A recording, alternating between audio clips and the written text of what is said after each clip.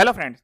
एक पर्सन को कितने बैंक अकाउंट रखने चाहिए? सेविंग बैंक कितने हो सकते हैं? करंट बैंक अकाउंट कितने हो सकते हैं? क्या इसके लिए कोई स्पेसिफाइड लिमिट है? कोई यहाँ पर रेस्ट्रिक्शन है? जी नहीं। इनकम टैक्स एक्ट या फिर आरबीआई लॉज में इसके रिगार्डिंग कोई भी ऐसी कंडीशन नहीं है, रेस्ट्रिक्शन नहीं है कि किसी पर्सन के पर्टिकुलर इतने ही यहाँ पर सेविंग बैंक हो सकते हैं, करंट बैंक अकाउंट हो सकते हैं। इसमें कोई भी दिक्कत वाली बात नहीं है। दिक्कत यहाँ पर कैसे अराइज़ हो सकती है कि आप यहाँ पर एक पर्सन है, आप यहाँ पर बिज़नेस करते हैं, नहीं करते हैं, जॉब करते हैं, आपका सेविंग अकाउंट है, करंट बैंक अकाउंट है, मल्टीपल अकाउंट्स हैं। लेकिन आप यहाँ पर जो है काफ़ी सारे ट्रांज़ैक्शंस कर रहे हैं। काफ़ी सारे transaction in the sense cash withdrawal, deposit करना, यूपीआई के काफ़ी ज़्यादा लेन-देन करना, एनईएफटी, आरटीजीएस करना। इनके रिगार्डिंग भी क्या होता है कि इनकम टैक्स में कैश को लेकर लिमिट्स बनाई गई हैं। कैश विथड्रॉल डिपॉजिट्स को लेकर सेविंग बैंक अकाउंट के लिए 10 लाख रुपए की है और करंट बैंक अकाउंट के लिए 50 लाख रुपए की है। यूपीआई के लिए कोई लिमिट स्पेसिफाइड नहीं है। एनईएफटी, आरटीजीएस के लिए भी कोई लिमिट वाली बात यहाँ पर नहीं है।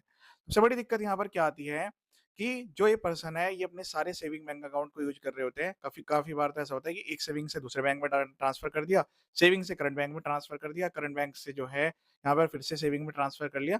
या फिर थर्ड पार्टी से भी पैसे आ रहे होते हैं, काफ़ी सारे रिलेटिव से पैसे आ रहे होते हैं, अपने घर के जो पर्सन है उनसे भी पैसे आ रहे होते हैं, जो उनकी ट्रांज़ैक्शंस है वो यहाँ पर मर्ज हो जाती है।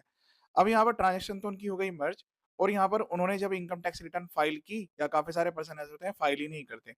तो जब यहाँ पर वो फाइल करते हैं तो उसमें केवल एक बैंक अकाउंट दिखा देते हैं। तो सबसे बड़ी प्रॉब्लम यहीं पर अराइज़ होती है कि जो आपके पैन कार्ड है, आधार कार्ड है, वो आपस में लिंक है और वो सारे बैंकों में भी केवाईसी अभी आज की डेट में मैंडेटरी है। और इनकम टैक्स डिपार्टमेंट के द्वारा इनकम टैक्स रूल में भी अमेंडमेंट आ चुका है कि जब आप अपनी इनकम टैक्स रिटर्न फाइल करेंगे, तो जितने भी आपके बैंक अकाउंट्स हैं, वो यहाँ पर आपको सबमिट करने की रिक्वायरमेंट है। ये मैंडेटरी रिक्वायरमेंट है। अगर कोई पर्सन यहाँ पर सारे बैंक अकाउंट नहीं दे रहा है, तो यहाँ पर इग्नोरेंस है और यहाँ पर आपकी जो रिटर्न है, वो गलत फाइल हो गई। सर्टिफाइड पर्सन जैसे कि बैंक्स हो गए, फाइनेंशियल इंस्टीट्यूशन हो गए, तो उनको ये डिटेल्स अपलोड करनी होती है। तो वो अपलोड कर देते हैं। हाई वैल्यू ट्रांज़ैक्शन एआईएस के द्वारा आपको यहाँ पर आपके इनकम टैक्स में भी शो करते हैं पैन कार्ड के बेस पर। लेकिन वो जब अपनी इनकम टैक्स रिटर्न फाइल करते हैं तो उन्होंने एक ही बैंक की स्टेटमेंट देखी, उसी के बेस पर फाइल कर दिया। काफ़ी सारे पर्सन तो फाइल ही नहीं करते। वो कहते हैं कि हमारी तो कोई इनकम ही नहीं है। वो तो फ्रेंड से पैसे आ रहे हैं, घर से ले रहे हैं, इधर-उधर ट्रांसफर कर रहे हैं। तो उसमें काफ़ी दिक्कत यहाँ पर अराइज़ हो सकती है। क्योंकि जब भी आपके पास नोटिस आएगा स्क्रूटनी का तो आपसे एविडेंस की रिक्वायरमेंट होगी।